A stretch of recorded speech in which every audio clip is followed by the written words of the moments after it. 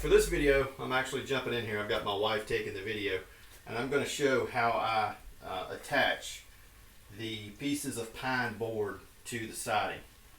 You can see here I've got all of the pine boarding sort of rough cut to the side of the frame here. That took me maybe 20 minutes or so. Not real important, as long as everything that you're going to cut back to gets cut so that it's overlapped with pine boards, and when you cut your door out, the door here will cut back at a radius. So that'll be cut off, that won't show. And this actually here won't show because these will slide down.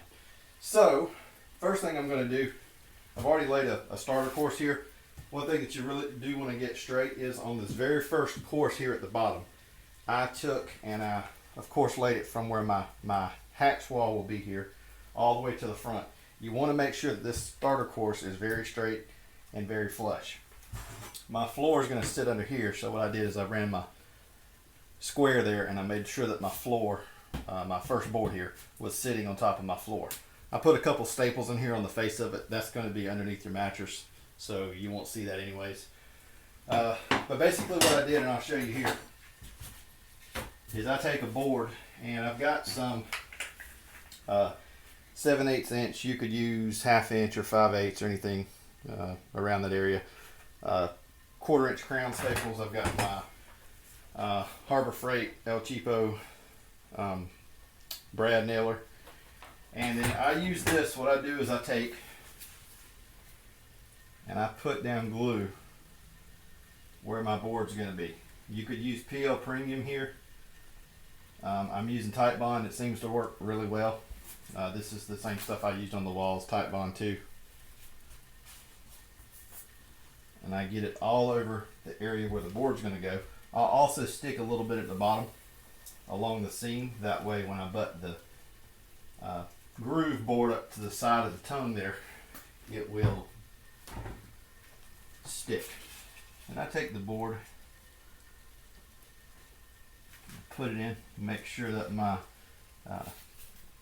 piece here stops at my end wall, and then I push it down and make sure that everything's tight. If your boards are a little tight, you could use a mallet here. That one's a little snug, but not bad. If you've got any glue squeeze out here, make sure you wipe that up. I've then taken anywhere I can get a board at. Here I've only got these 2 end boards. I'll put a staple. You can experiment with this a little bit, but with your own particular staple gun. I know that mine sits about like that, and at that angle the staple should go in, and there's minimal breakage to the tongue, and also the staple doesn't come out the other side, and it holds well. Put one there.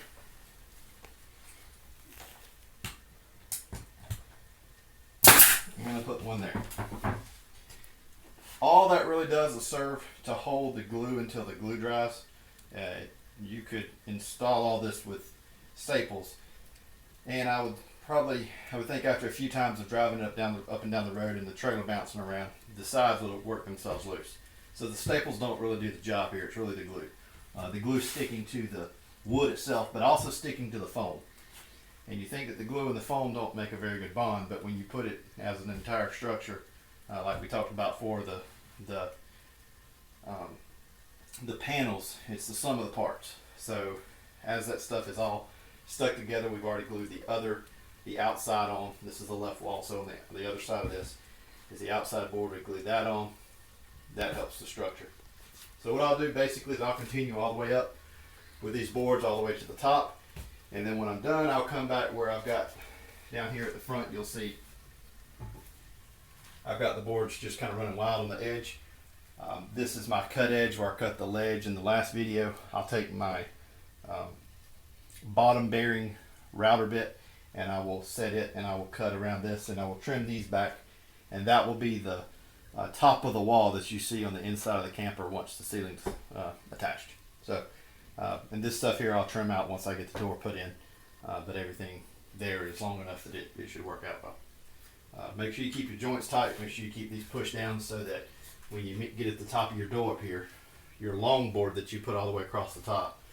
On my last one I had to adjust it a little bit because I didn't keep these tight and it was a little higher on one side, but you want that last board, last course here of cut boards to be the same plane so that that long board sits nice and flush. So that's it. Continue on. Thanks for watching, and if you enjoyed the video, make sure you subscribe to my YouTube channel, and I will you'll get updates whenever I put a new video out. Thanks.